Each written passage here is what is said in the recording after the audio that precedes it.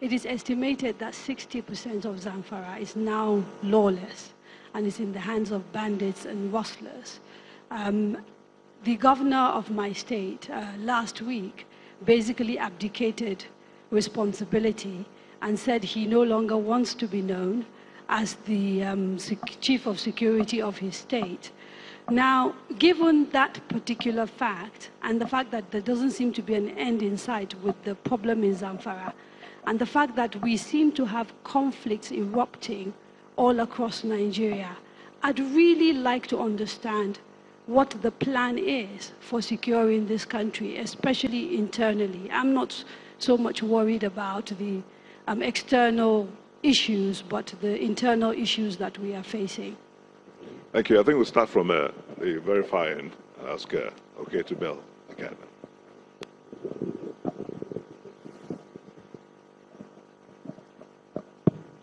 Thank you very much. Two questions were specifically directed at me, and then there was a general one on agriculture, which I'm sure my colleagues will comment on as well. So why don't I take the two questions and then also comment on agriculture and then pass the microphone.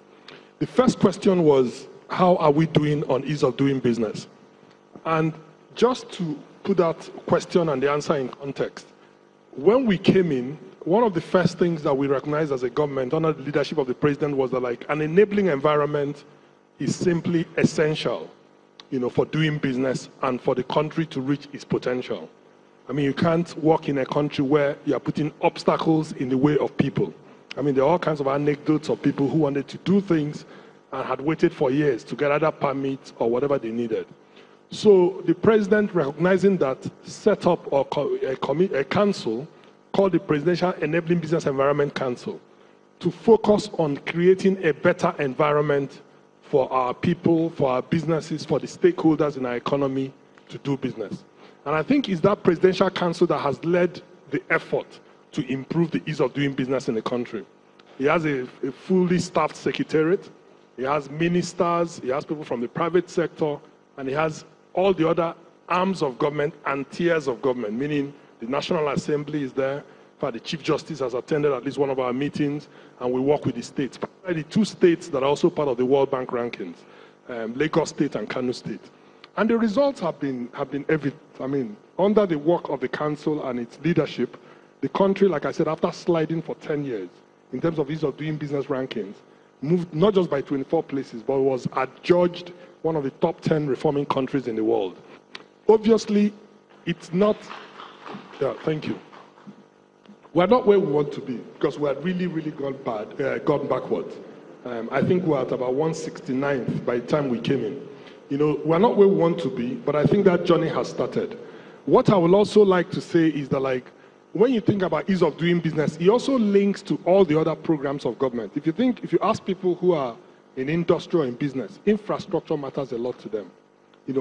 Hard infrastructure, the railways, the roadways, and power, all those things are important. So they all feed into enabling environment. So does soft infrastructure in terms of the judiciary, the rule of law. So I think it's a collaboration. And one of the most important things that is actually one of the better examples of collaboration in the country today. We have worked with the National Assembly, we have worked with the states, we have worked with the private sector. So I would say that we're off to a good start. We're not where we want to be, but I think we're doing well.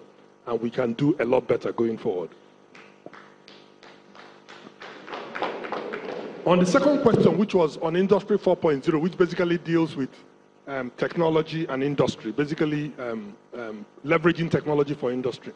I would say first, we have to understand that industry is not an end in and of itself. The purpose of industry is to create jobs, to create prosperity, where we started this discussion from, and so on. So technology must be seen in that light as a means to an end, not an end in itself. So our view of technology is that it must necessarily help create jobs.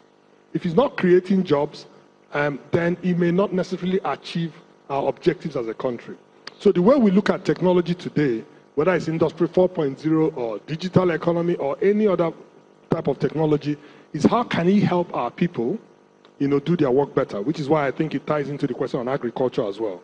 That there is no question that you can increase productivity and increase prosperity, leveraging technology. But there's also no question that we need to use technology in a way that creates more and more jobs and not the kind of, technology that grows, that creates jobless growth, because that's not what Nigeria needs, because our number one priority is to create jobs. So I think the way we look at Industry 4.0 is as a means, as it relates to helping us to industrialize while creating jobs and creating economic prosperity for our people. The final thing I wanted to comment on, which was on agriculture, is to say that, I think most people will accept that agriculture is one of the success stories of this government. First, in terms of priority, agriculture was given a top priority. Even under the economic recovery and growth plan, if you look at the list of priorities, agriculture is number one, agriculture and food security.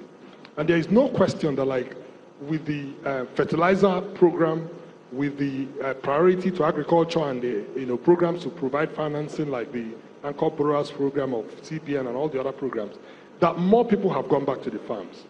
I understand that the question that was asked was related to, for what about the graduates that want to use tractors?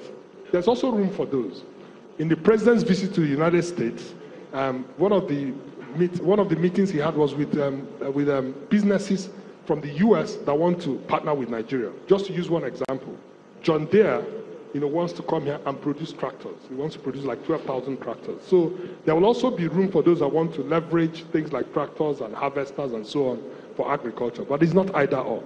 The important thing is that there are many more people, millions literally, who have gone back to the farms, and I think that's a good thing. Thank you. Alhaji Lai Mohammed, please.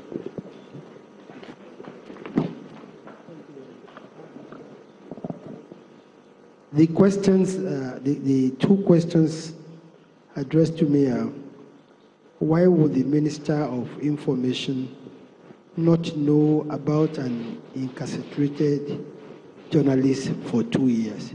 Simply because he was not informed.